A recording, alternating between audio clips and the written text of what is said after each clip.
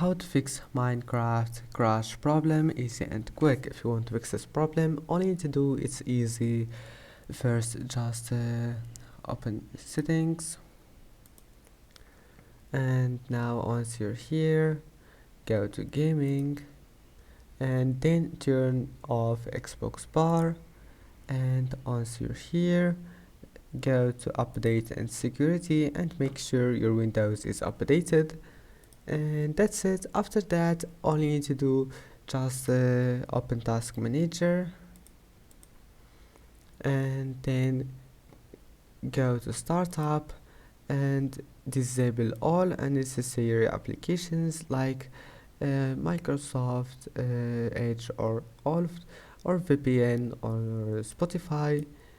Just turn off all the applications that you don't want to start when you start up your PC.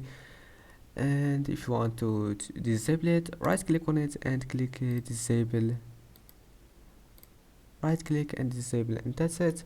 After that, just restart your PC and try again, and you will find that your problem is fixed.